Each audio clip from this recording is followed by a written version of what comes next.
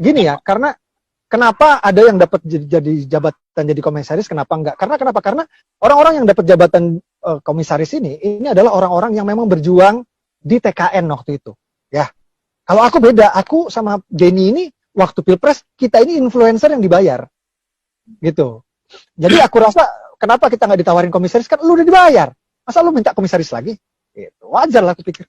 Jadi ya komisaris ini hanya untuk yang benar-benar berjuang di TKN waktu itu, makanya pada jadi. Kalau gua kan digaji waktu itu, Mas. Gajinya gede lagi.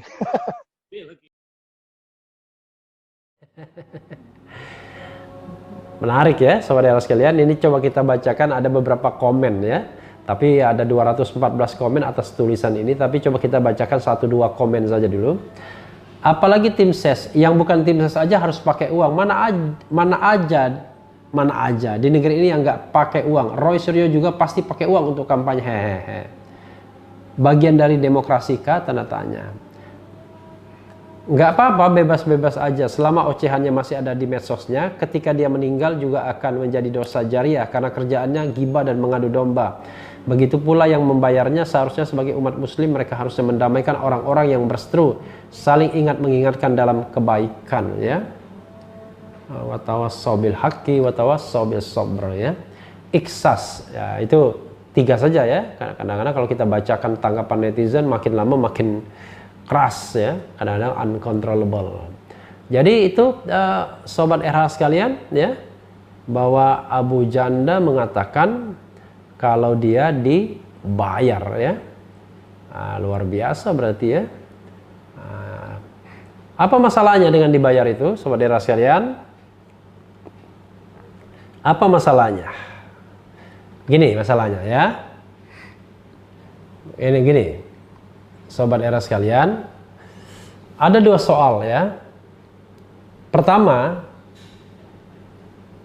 sumber uang untuk membayar itu dari mana? This is the question. Apakah uang pribadi ataukah uang kampanye ataukah uang negara? Itu penting. Dan ini ya tentu yang membayar saja yang tahu ya. Bahkan si ini pun tidak tahu persis juga Roy Suryo tentunya. Ini jadi menarik. Kenapa? Begini sobat era sekalian ya. Kalau itu menggunakan uang negara, maka jelas itu abuse of power. Bahkan kalau dalam perspektif pemilu sudah jelas itu merupakan pelanggaran pemilu pilpres ya, tapi gradasinya saya tidak mau sebutkan, tapi yang jelas karena bagian dari menggunakan keuangan negara dalam pemilu, karena dia mengaku menjadi influencer dalam prosesi berpilpres.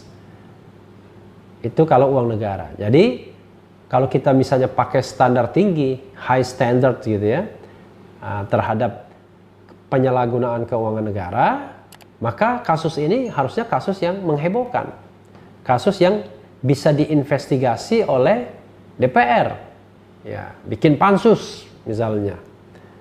Ya, tapi terserah DPR, karena DPR kan sekarang ini lebih banyak yang pro pada penguasa, dan kebetulan penguasa yang kemarin yang dikampanyekan Abu Janda yang berkuasa hari ini. Tapi by law dari perspektif hukum tata negara, kalau kita menggunakan standar tinggi harusnya diinvestigasi. Harusnya ada pansus untuk mengungkap ini. Jadi penyalahgunaan keuangan negara kalau dibayar dengan uang negara. Jadi harus jelas, harus clear. Tapi kalau dibayar dengan uang kampanye TKN, tim kampanye nasional, maka ya bisa dikategorikan sebagai tindakan money politics. Mengapa? Karena Abu Janda itu bukan tim kampanye, anggota tim kampanye yang resmi.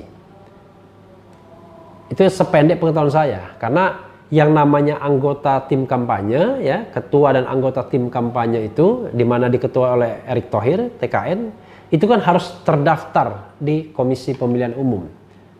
baik di tingkat pusat maupun di tingkat daerah. Nah, sependek pengetahuan saya, mudah-mudahan saya tidak keliru. Kalau keliru saya mohon maaf, bahwa Abu Janda tidak masuk sebagai anggota tim kampanye. Makanya orang kadang-kadang mengatakan tim sukses dan lain sebagainya. Jadi tim sukses itu bukan istilah dalam pemilu. Istilah dalam pemilu adalah tim kampanye. Jadi orang yang memang terdaftar sebagai anggota tim kampanye, itu namanya tim kampanye. Permadi Arya tidak demikian. Jadi Permadi Arya bukan anggota tim kampanye dan bukan juga anggota partai politik yang punya hak untuk mengkampanyekan calonnya. Jadi dia bukan anggota tim kampanye dan bukan juga anggota partai politik. Artinya kampanye yang dia lakukan adalah kampanye yang ilegal. Karena dia mengatakan dia ikut dalam influencer untuk mempengaruhi pemilih tentunya. Dan kalau kita misalnya kaitkan dengan bayaran itu, ya bayaran itu bisa kita katakan sebagai tindakan money politics. Karena membayar orang yang bukan tim kampanye untuk berkampanye, untuk mengajak orang untuk memilih tentunya, ya, baik secara langsung maupun secara tidak langsung. Nah, ini sebenarnya perkara serius, saudara sekalian, kalau kita ingin menegakkan governance, menegakkan good governance dan kebijakan anti korupsi. Jadi harusnya DPR peka dengan ini, menginisiasi untuk pembentukan panitia khusus. Paling tidak menggunakan hak bertanyanya. Panggil Abu Janda, Anda dibayar oleh siapa, lalu siapa yang membayarnya, pakai uang mana, buktinya seperti apa, dan lain sebagainya.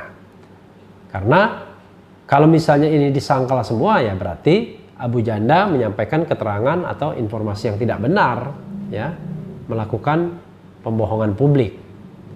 Jadi itu sobat era sekalian yang harus kita lihat perspektifnya. Sama seperti kematian 6 laskar FPI.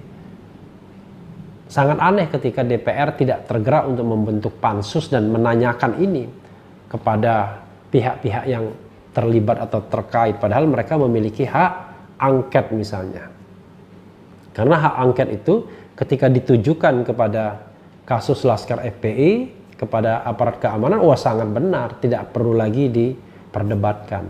Justru ketika ditujukan kepada State Auxiliary Agency atau State Independent Body seperti KPK itu dipermasalahkan, walaupun MK mengatakan akhirnya boleh, ya, tapi dengan catatan, ya, sering sekali putusan-putusan majelis konstitusi, hakim konstitusi juga berbau politik tingkat tinggi, ya. Seperti juga terkait dengan isu presidensial threshold, ya. Diakui atau tidak diakui, karena kadang-kadang sering ada simbiose mutualisme.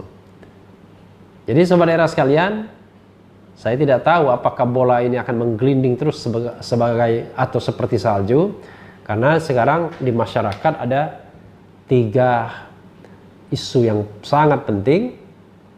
Pertama adalah soal pengakuan Abu Janda ini, ya, yang harusnya dalam perspektif governance itu luar biasa, harus diverifikasi, harus diinvestigasi. Ada kasus yang terkait dengan Partai Demokrat. Nah, kalau itu urusan swasta. Tapi jangan lupa, tergantung juga apakah misalnya Kepala KSP Pak Muldoko menyalahgunakan kekuasaan atau tidak. Perlu juga harusnya kalau DPR-nya mau menegakkan good governance, ya, tata kelola pemerintahan yang baik, good governance dan clean government. Dan terakhir, the last but not least adalah tetap tentang 6 laskar FPI. Hal-hal itu yang sesungguhnya yang harusnya menjadi concern atau keprihatinan DPR selain masalah pandemi dan ekonomi yang memang so long time sudah mendera kita. Jadi sobat era sekalian, yang seperti ini ya memang sangat tergantung konstelasi politik.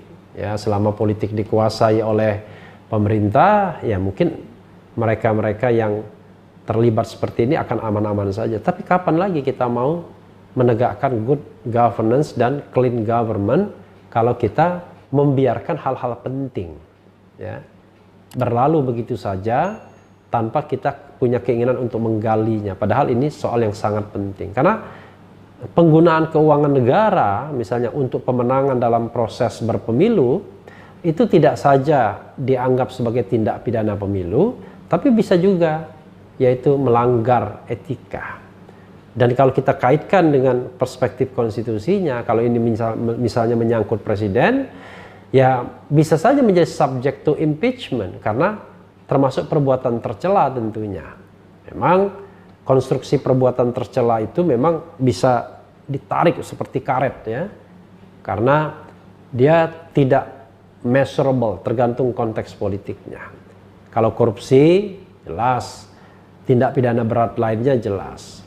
Tapi perbuatan tercela itu memang sangat tergantung konstelasi politik. Tapi tentu saja menjadi tercela kalau misalnya istana atau kekuasaan menggunakan keuangan publik untuk membayar influencer semacam Permadi Arya dan Denny Siregar dalam rangka pemenangan atau menjadi tim sukses pasangan Jokowi Ma'ruf di 2019.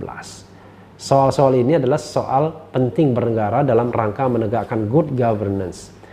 Walaupun saya tahu 1000 alasan bisa disampaikan, tapi ya itulah perspektif saya ya.